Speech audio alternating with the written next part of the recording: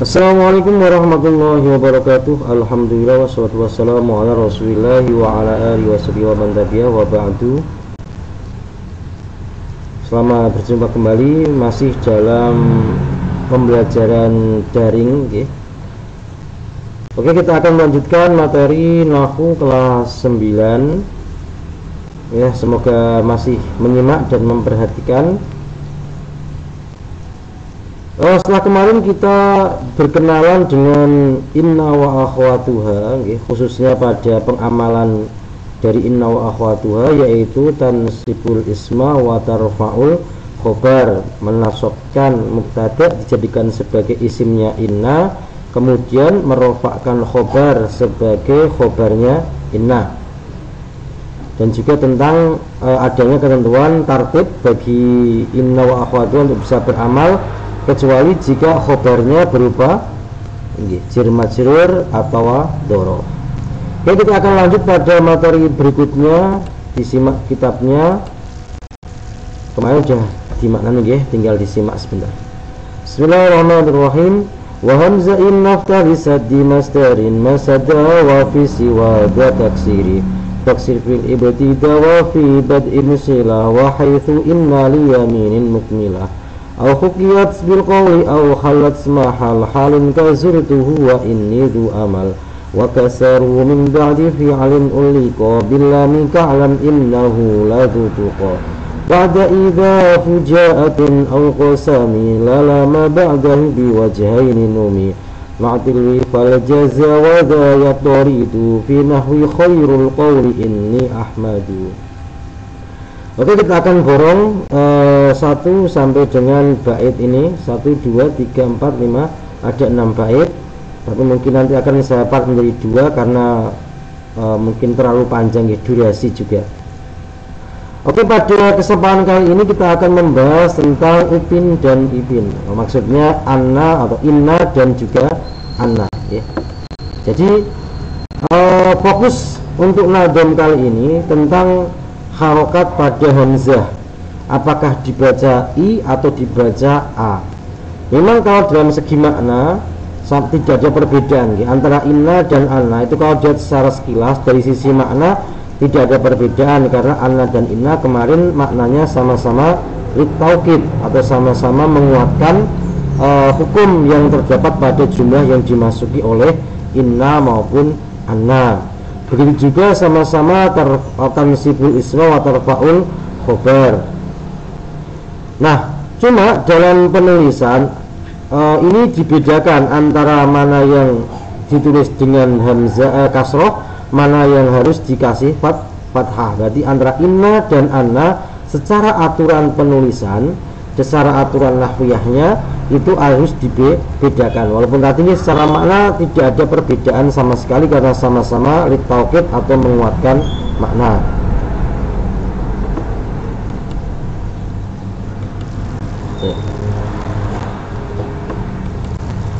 Hamzah inna. Oke, kita bahas. Yang pertama, hamzah inna wajib dikasroh, berarti harus dibaca inna dan tidak boleh dibaca anna. Kita kasih contoh, inna zaidan qa'imun. Kemudian hukum yang kedua, wajib fathah, berarti harus dibaca anna dan tidak boleh dibaca inna. Kita kasih contoh, yu'jibuni anna zaidan qa'imun. Kemudian yang ketiga, wajhaini, berarti untuk yang ketiga opsional, bisa dibaca inna, bisa juga dibaca anna. Kita kasih contoh, wallahi inna atau anna zaidan qaimun. Nah, ini untuk hukum secara globalnya. Berarti ada 3. Yang pertama wajib kasroh, kemudian yang kedua wajib fathah, yang ketiga wajhaini. Oke, walaupun dari bait di atas harusnya sih didahulukan yang wajib fathah, tapi kita akan bahas dari yang kasroh dulu karena kita sudah terbiasa ngomongnya inna daripada anna. Jadi kita akan bahas yang wajib kasroh terlebih dahulu. Untuk yang fathah nanti menyusul, begitu juga yang wajhaini. Kapankah hamzah dari inna ini wajib dikasroh? Di sini ada 6 tempat, ya. Yang pertama yaitu ketika berada pada awal kalam. Berarti inna ini masuk pada awal kalam awal kalam itu berarti bisa jadi beneran di awal, sebelumnya tidak ada kalam apapun, atau kalau bahasa Inggris sudah titik kemudian ada kalam yang lain, maka ketika inna berada di depan, inna dinamakan awal kalam. Nah kemudian awal itu bisa jadi beneran di depan sebagai yang pertama, itu yang dinamakan dengan apa itu bahasanya awal secara hakiki. Kita ambil contoh inna zaidan qaimun. Nah sebelum inna tidak ada apa-apa, ya. Ini namanya awal secara hakiki. Berarti sebelum inna tidak ada apa-apa. Di sini kosong, ya, tidak ada apa-apa, ya. Atau juga ada awal hukmi, dihukumi sebagai awal walaupun inna posisinya bukanlah yang paling ujung. Contohnya ala inna awliya Allahi la khaufun alaihim walahum yahzanun. Nah ini nggak apa-apa ya ketutupan. Nah kalau dilihatkan la khaufun alaihim, ala inna awliya. Berarti di sini ada inna. Nah sebelumnya ada ala. Tapi ini tetap dikategorikan sebagai awal, ya. Tetap dikategorikan sebagai awal karena ala ini hanya sebagai huruf, ya, sebagai huruf pembuka, ya. Tapi inna tetap dikategorikan sebagai awal. Nah ini untuk kategori berada di awal kalam, berarti ada kalanya beneran di awal, atau juga istilahnya ini secara hukum dia dikategorikan di awal karena huruf ini tidak berpengaruh, nggak ada pengaruh secara i'rabnya, nggak ada. Kemudian posisi kedua, kapan wajib dikasroh? Yaitu ketika berada pada awal silah. Oke, kita kembali kepada dulu ketika kelas 8 tentang isim mausul. Masih ingat ya selah? Kalau tidak akan saya ingatkan kembali. Selah adalah jumlah atau sifat jumlah yang berada tepat atau berada setelah isim mausul yang membawa dhamir yang disebut aid nantinya yang kembali kepada isim mausul. Jadi ketika inna masuk kepada selah dan kebetulan posisinya di awal atau istilahnya permulaan selah, maka inna wajib di kasroh. Nah ini inna, ini isim mausulnya, ya. Kemudian ini adalah selahnya. Nah dulu sebelum kemasukan inna berarti ja'alladzi abuhu hadirun. Ja'a teko sop alladzi wong abuhu kang utawi bapake alladzi hadirun iku hadir. Ini dhamir yang kembali pada alladzi, ya.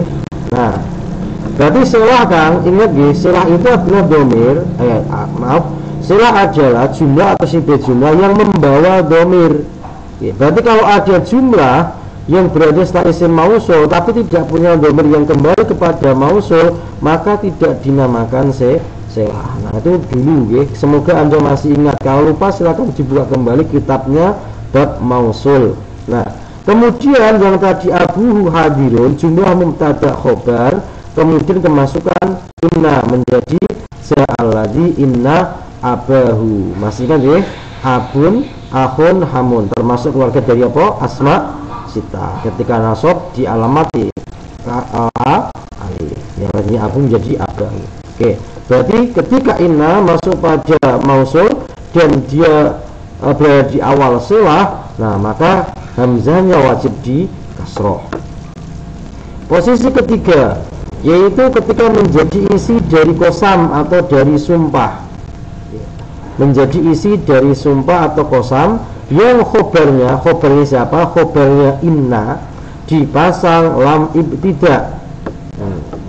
Oke, kita kasih contoh. Wal asri innal insana lafi khusrin. Nah ini wal asri, ini kosamnya.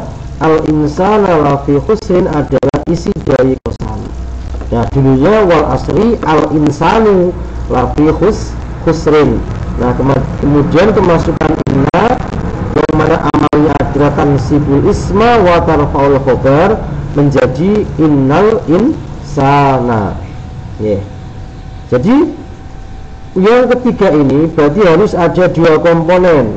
Yang pertama, inna menjadi isi dari sumpah, ya. Inna sa'amad khulnya, inna beserta isim dan khobarnya menjadi isi dari kosam. Wal asri, demi masa. Apa yang kau demikan, apa yang kau sumpahkan, bahwasanya sesungguhnya. Nah, ini namanya isi dari qasam. Kemudian komponen yang kedua adanya lam ibtida. Nah, berarti selain menjadi isi dari qasam, bahwasanya khobarnya inna, nah ini harus ada atau dipasang lam ibtida. Berarti mafhumnya kalau inna sak madkhulnya menjadi isi dari sumpah tapi tidak ada lam ibtidanya, maka tidak wajib di kasroh. Nah, itu mafhum mukhalafahnya gitu. Berarti untuk bisa wajib dibaca kasroh itu harus dua. Yang pertama menjadi isi dari sumpah, yang kedua khobarnya ada lam ibtida. Berarti kalau tidak memenuhi dua kondisi ini, ya maka inna di sini tidak wajib di kasroh. Next, posisi keempat yaitu menjadi isi atau maqul qaulun dari lafadz qola. Untuk yang keempat di sini inna dan yang dirasukinya, itu menjadi isi dari qola. Ibaratnya qola kan maknanya kan bersabda atau berkata. Nah, isi perkataan, isi perkataan itu namanya maqul qaul. Kalau Anda nggak paham maqul qaul itu isinya, ibaratnya saya berkata, apa perkataan saya? Titik. Nah, itu adalah isinya. Nah, ketika inna sa madkhulnya atau sa isim sa khobarnya menjadi isi dari qola, maka inna wajib di kasroh. Nah, qola di sini tidak hanya pada lafadz qola, tapi qola beserta tasrifannya. Qola yaqulu bisa qaulan, kemudian kul la taqul. Nah, intinya adalah qola dan sak tasrifannya. Nah, contoh yang pertama kita ambil qola fi'il madhi. Qola zaidun, qola ngucap sapa zaidun zaid. Apa isi ucapan? Abaka hadirun. Bunyinya abuka hadirun. Kemudian kemasukan inna. Nah, karena inna masuk pada jumlah yang menjadi maqul qaul atau isi dari lafadz qola, maka di sini hamzahnya wajib di kasroh menjadi inna abaka hadirun. Nggak boleh anna abaka hadirun. Kenapa? Karena di sini inna sa madkhulnya menjadi maqul qaul atau isi dari qola. Nah, kita contohkan pada segot yang lain. Kita ambil masdar. Nah, qaul zaidin inna abaka hadirun kadibun. Qaul zaidin utawi ucapan zaid. Kalau tadi fi'il dan fa'il, sekarang kita mubtada khobar ya. Utawi ucapan zaid, apa ucapan zaid? Inna abaka hadirun. Nah, berarti kadibun itu boroh. Nah, inna di sini menjadi maqul qaul dari lafadz qaulu. Qaulu zaidin, ucapan zaid. Apa isinya? Ya mau inna abaka hadirun kadibun. Berarti fokusnya adalah posisi inna sama madkhulnya menjadi maqul atau maqul qaul atau isi dari lafadz qaulun. Atau qaul ini kan masih satu keluarga tasrifan dengan qola yaqulu qaulan. Atau fi'il amar juga boleh. Qul inna, qul inna lillahi wa inna ilaihi rajiun, atau qul inna abaka hadirun, atau qul ya dan lain sebagainya. Atau la taqul, monggo. Berarti selama inna sama madkhulnya menjadi isi dari lafadz qola sak tasrifannya, maka inna wajib di kasroh, nggak boleh di fathah. Kemudian posisi yang kelima yaitu ketika inna sak madkhulnya, inna isim dan khobar. Madkhul itu berarti isim dan khobarnya inna. Ingat itu ya. Inna sak madkhulnya menjadi jumlah haliyah, berarti jumlah haliyah. Contoh, zurtu zaidan wa inni dzu amalin. Zurtu mengilii atau menjenguk sapa ingsun zaidan ing zaid wa inni dzu amalin. Nah, ini jadi hal. Hale sak temene ingsun dzu amalin iku duweni tujuan. Aku datang atau meneng zaid padahal aku punya tujuan. Nah, itu berarti. Nah, ini menjadi jumlah haliyah, menjadi penjelas keadaan ya. Hal itu kalau bahasa gampangannya adalah penjelas keadaan. Berarti ini mahalnya mahal nasab, karena hal itu termasuk isim-isim yang dibaca nasab. Nah, cuma ini mahal karena apa? Karena berupa jumlah atau gabungan dari inna dan juga beserta isim dan khobarnya. Untuk ini nanti untuk masalah jumlah haliyah kita akan jelaskan lebih lanjut detail pada bab hal mungkin. Kalau sempat, kalau ketemu, kalau enggak ya tunggu saja sampai ketemu bab hal. Kemudian yang keenam atau yang terakhir dari wajib kasroh yaitu berada setelah fi'il yang digantungkan dengan lam ibtida.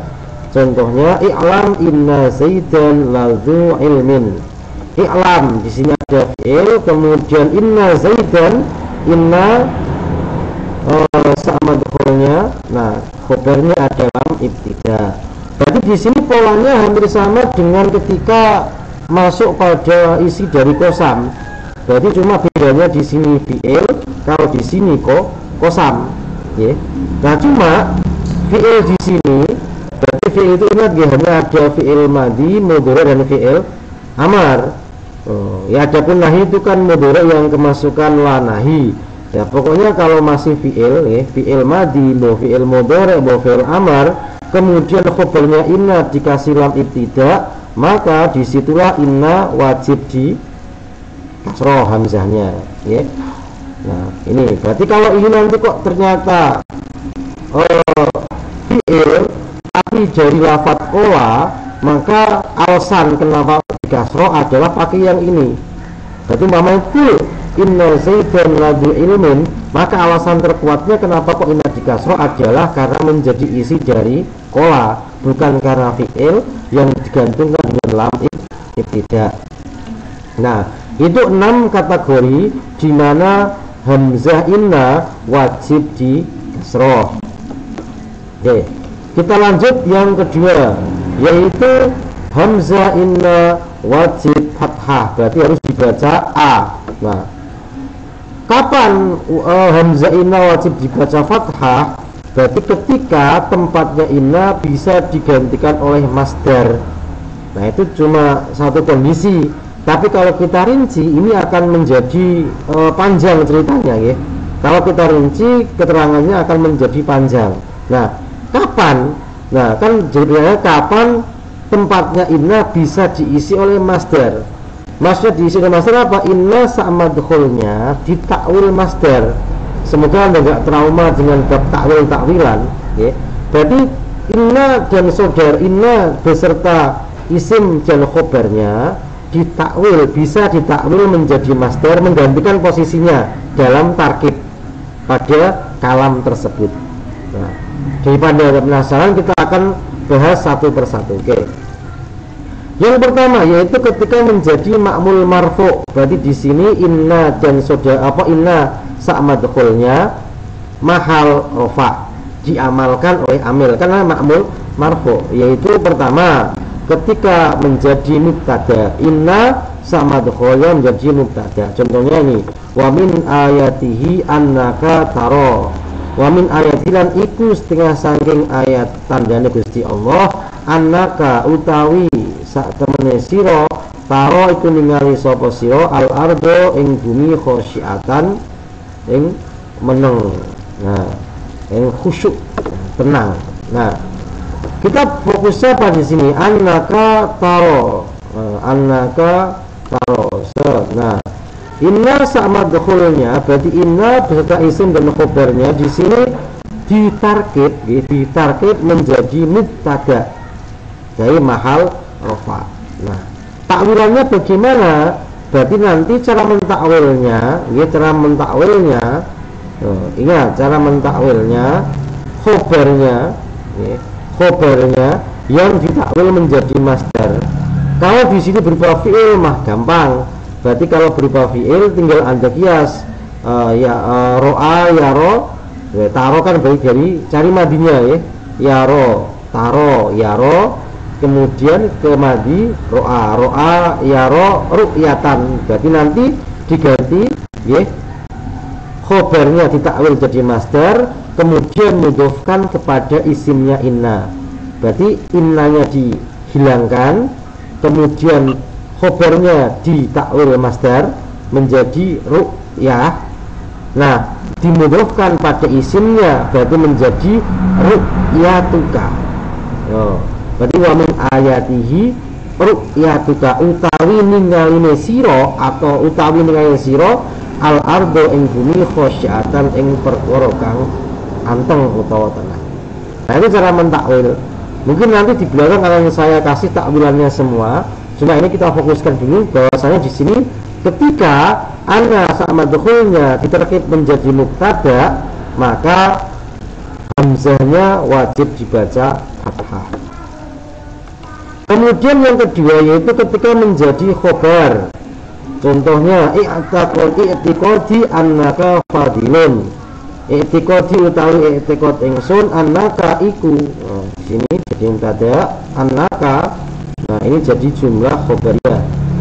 Menjadi khobar, jumlah diterkib mahal rafa menjadi khobar. I'tiqadi utawi i'tiqad ingsun annaka sak temene sira iku fadilun, wong kang duweni keutamaan atau wong kang unggul. Nah, sama caranya. Berarti nanti kalau untuk cara takwilnya saya ulangi lagi.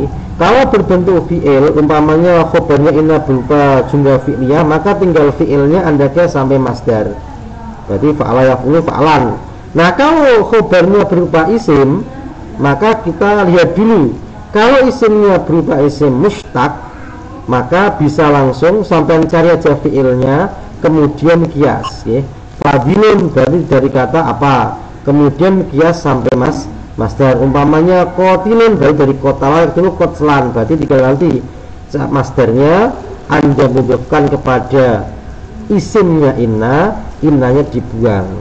Umpamanya fadilun masdarnya fadlun, umpamanya berarti i'tiqadi fadluka, aku meyakini keutamaanmu. Nah, itu seperti itu. Nah, terus bagaimana kalau kasusnya isim jamid? Kalau isim jamid, maka digunakan lafadz kaunun sebagai penolong. Sebagai penolong. Nah, kaununnya ini dimudhofkan kepada isimnya. Nah, kayak gitu. Nah, kemudian khobarnya tetap. Umpama i'tiqadi annaka asadun. Asadun itu kan jamid, jamid. Maka nggak boleh i'tiqadi wong asadun nggak ketemu masdare.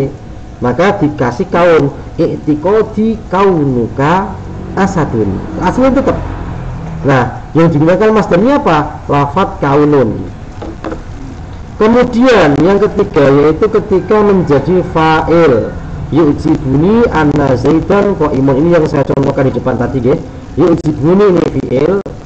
Guminaken ingsun apa anna zaidan sak temene zaid qa'imun iku wong kang ngadeg. Nah, di sini jadi fa'il. Nah, anna zaidan qa'imun. Berarti nanti cara takwilnya qa'imun ditakwil menjadi masdar dari qoma yaqumu qiyaman, berarti yu'jibuni qiyamu zaidin. Nah, tinggal tadi caranya khobarnya ditakwil jadi masdar terus dimudhofkan pada isim. Kemudian yang keempat yaitu ketika menjadi naibul fa'il. Contohnya qul uhiya ilayya annahu istama'a nafarul jin al-ayah. Nah, di sini ada fi'il mabni majhul, maka butuh naibul fa'il. Nah, ini annahu istama'a. Qul ngucap sira Muhammad uhiya bin wahyu akan ilayya marang ingsun annahu. Apa? Nah, ini naibul fa'il. Naibul fa'il. Annahu apa sak temene kelakuan istama'a krungu sapa nafarun sak kelompok minal jin saking jin. Fokusnya pada ini berarti khobarnya adalah istama'a ya, istama'a berarti kalau ditakwil berarti kul uhiya ilayya istima'uhu. Nah, istima'uhu ya. Istama'a yastami'u istima'an. Nah, tinggal ditakwil jadi masdar. Kemudian yang terakhir yaitu ketika tabi'il marfu ikut pada lafaz yang dibaca rafa, yaitu menjadi atof atau badal. Jadi beliau ini atof atau badal. Yang duanya nggak ikut naat sama taukid, tidak ikut di sini. Contohnya balaghani ijtihaduka wa annaka hasanul khuluqi. Fokusnya wa annaka hasanul khuluqi. Nah, di sini ada wawu atof. Nah, berarti balaghani ijtihaduka an wa annaka hasanul khuluqi, takwilane balagoni nyampe ingsun apa istihaduka kerajinanmu, kerajinanmu wis pokoke sregepmu, wa annaka lan sak temene sira hasil khuluqi. Berarti akhirnya bagaimana? Balagoni istihaduka wa husna, okay? wa husnu wah kayak gitu. Berarti hasuna yahsunu husnan. Nah ini nanti takwilannya. Ini yang ataf. Kemudian yang badal, yujibuni sa'idun annau mustaidun. Yujibuni gumunake ingsun sapa sa'idun sa'id nama orang ya. Annahu rupane sak temene sa'id mustaidun wong kang sregep. Berarti nek ditakwil berarti istihada yastaidu istihaduhu. Nah itu untuk yang pertama nggih, ketika inna sa'madkhulnya menjadi ma'mul marfu, masih dalam inna bisa ditakwil digantikan digantikan oleh masdar tempatnya. Oke, nanti untuk kelanjutannya kita akan lanjutkan, masih ada dua nggih, ma'mul mansub dan juga ma'mul majrur. Nah, cuma karena durasinya sudah terlalu panjang, nah sudah 26 menit ini nggih. Ini kita akan lanjutkan nanti pada pertemuan berikutnya insya Allah. Semoga Anda tidak lupa dan juga masih tetap diterus. Kalau masih belum tahan silahkan didengarkan lagi dan lagi. Kalau masih ada kejanggalan silahkan ditanyakan lewat Japri atau mungkin bisa di kolom komentar di bawah. Insya Allah saya buka kolom komentarnya.